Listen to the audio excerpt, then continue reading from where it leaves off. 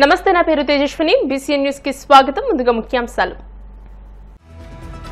బీజేపీలో కష్టపడి పనిచేసిన కార్యకర్తలకు, నాయకులకు సముచిత స్థానం దక్కుతుంది. కేంద్ర మంత్రి భూపతిరాజు శ్రీనివాస్ వర్మ వెల్లడి.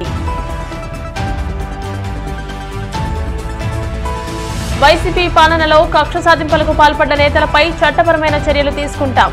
మంత్రి డోలా బాల వీరాంజనేయ స్వామి స్పష్టీకరణ. 4 ఏళ్ల కిందటే ఓర్వకల్లు ఎయిర్పోర్టుకు ఉయ్యాలవాడ పేరు. ముఖ్యమంత్రి హోదాలో ఉన్న చంద్రబాబుకు కనీస వాస్తవాలు తెలియవా అని ప్రశ్నించిన వైసీపీ నేత పుత్తా శివశంకర్. జిల్లాలోని ప్రభుత్వ కార్యాలయాల పరిశుభ్రతపై శ్రద్ధ చూపాలి. అధికారులకు కాకినాడ జిల్లా రెవెన్యూ అధికారి వెంకట్రావు సూచనలు. భారతీయ జనతా పార్టీలో కష్టపడి పనిచేసిన కార్యకర్తలకు, నాయకులకు సముచిత స్థానం దక్కుతుందని కేంద్ర మంత్రి భూపతిరాజు శ్రీనివాస్ వర్మ అన్నారు.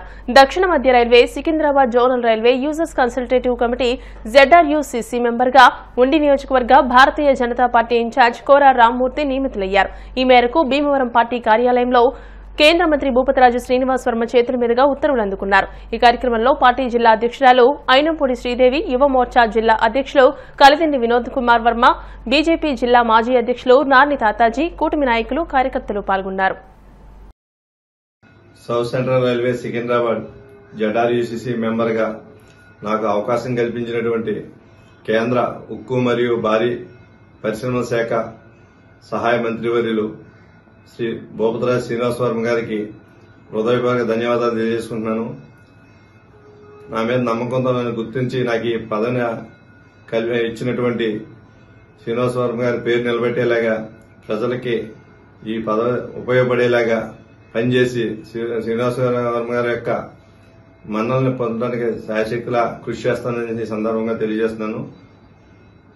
ఈ అవకాశం కల్పించినటువంటి భారతీయ జనతా పార్టీకి, కేంద్ర మంత్రివర్యులకు మరొకసారి హృదయపూర్వక ధన్యవాదాలు తెలియజేసుకుంటున్నాను.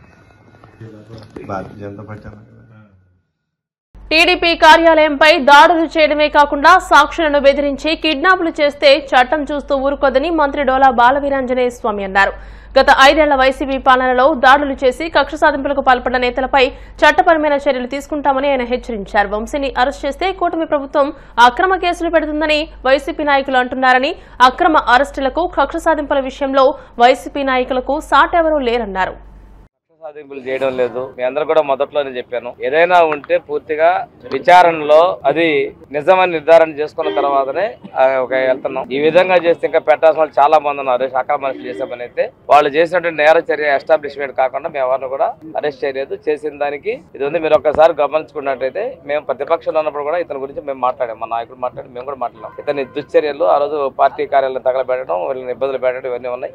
ఇంత దారుణం అంటే కంప్లైంట్ చేసిన వ్యక్తిని కూడా కిడ్నాప్ చేసి అతని చేత కూడా తప్పుడు వాంగ్మూలం ఇచ్చిన పరిస్థితులు కనిపిస్తా ఉన్నాయి. నేర చేయటమే కాకుండా వ్యవస్థలను మేనేజ్ చేశారు. ఇప్పుడు కూడా చేయాలని ప్రయత్నం చేశారు. ఇది ఉన్నాయి కాబట్టి ఈరోజు రిమాండ్ పంపించారు.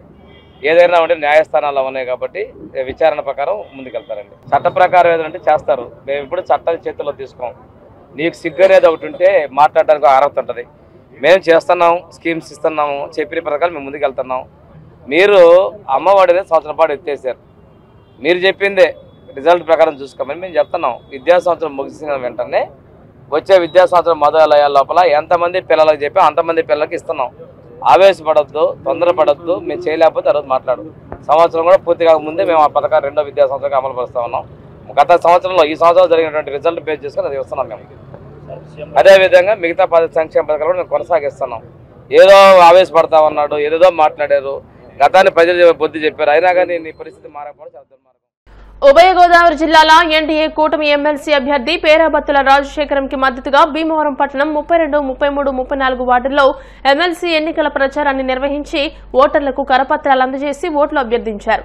ఈ సందర్భంగా భీమవరం ఎమ్మెల్యే పులపతి రామాంజనేయులు మాట్లాడుతూ, విజ్ఞానవంతులైన పట్టభద్రులు ఎన్డీఏ కూటమి ఎమ్మెల్సీ అభ్యర్థి పేరాబత్తుల రాజశేఖరంకి ఓటు వేసేందుకు బ్యాలెట్ పేపర్లో సీరియల్ నెంబర్ 1 వద్ద తమ మొదటి ప్రాధాన్యత ఓటు 1 అంకెను వేసి గెలిపించాలని కోరారు. టీడీపీ రాష్ట్ర పొలిట్ బ్యూరో సభ్యురాలు నియోజకవర్గ ఇన్ఛార్జ్ తోట సీతారామలక్ష్మి మాట్లాడుతూ నిరుద్యోగులకు ఉద్యోగ ఉపాధి అవకాశాలు కల్పిస్తున్న ఎన్డీఏ ప్రభుత్వ కూటమి అభ్యర్థి రాజశేఖరంకి తమ ఓటును వేసి గెలిపించాలని విజ్ఞప్తి చేశారు.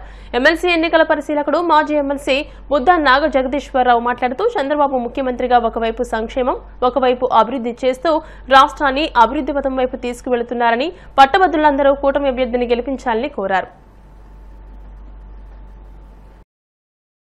27వ తారీఖున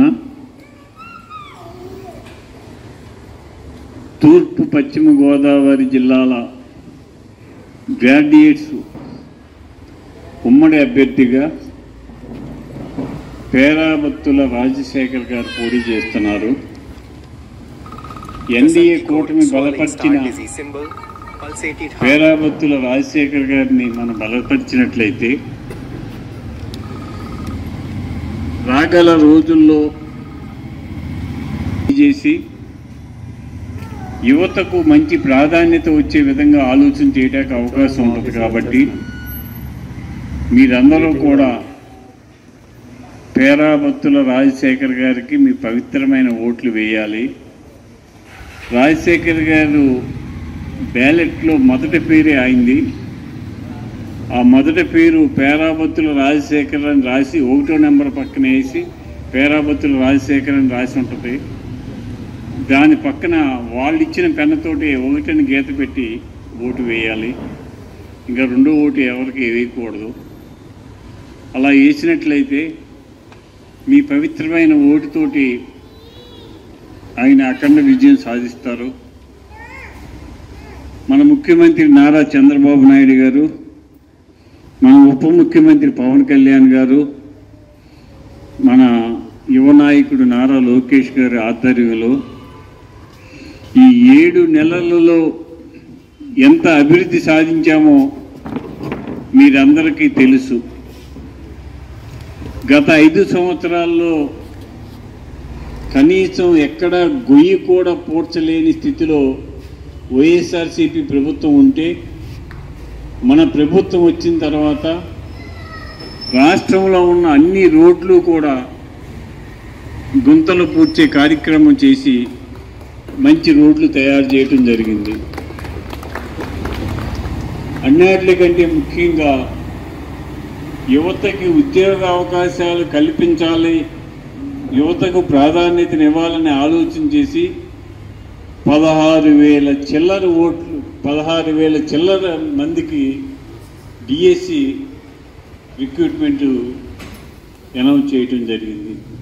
రేపు 27వ తారీఖున కూటమి బలపరిచిన అభ్యర్థిగా రాజశేఖరం గారు, ఇంటి పేరు పేరాబత్తులో రాజశేఖరం గారు పోటీ చేస్తున్నారు.